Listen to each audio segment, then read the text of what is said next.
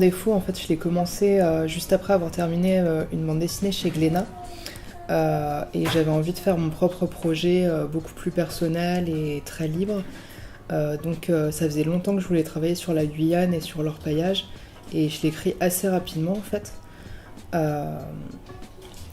Donc c'est une sorte de conte sur l'histoire d'une petite fille amérindienne à qui on va donner des sortes de pouvoirs surnaturels.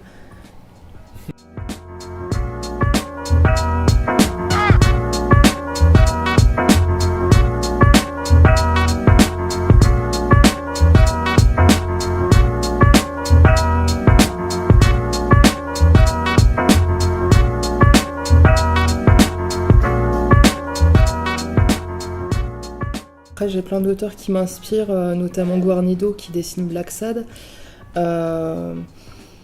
Après, à la fois plein d'auteurs et aucun. Ça fait prétentieux dit comme ça. Il y a Michel Plessis qui m'inspirait beaucoup, qui dessinait Le vent dans les saules pour le côté aquatique et au bord d'un étang.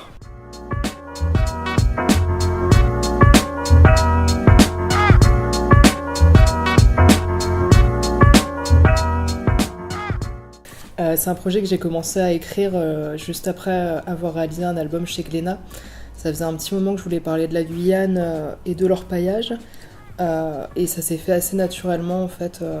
J'ai repris des idées que j'avais depuis longtemps et je savais que je voulais travailler sur une petite fille dans la forêt avec un animal. Et comme j'aime beaucoup les jaguars, c'est devenu un animal... Enfin, ça s'est imposé assez simplement.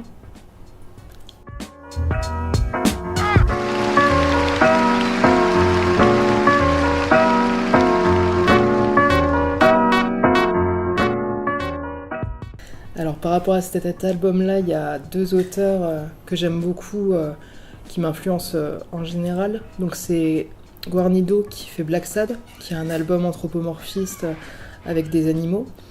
Et Michel Plessis qui a dessiné Le vent dans les saules qui se passe au bord d'un étang et qui m'a beaucoup inspiré pour toutes les scènes aquatiques qui m'inspirent depuis des années et qu'on peut retrouver un petit peu dans l'album. C'est vraiment quelqu'un qui m'a beaucoup inspiré au niveau du trait.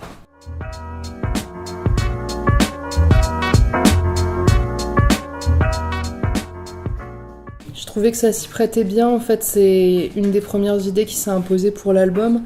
Je voulais au départ que le noir et blanc soit colonisé petit à petit par la couleur, une couleur unique. Et du coup le choix s'est fait très simplement en fait et ça m'a permis de travailler le trait autrement et plus profondément que si j'avais fait une mise en couleur complète.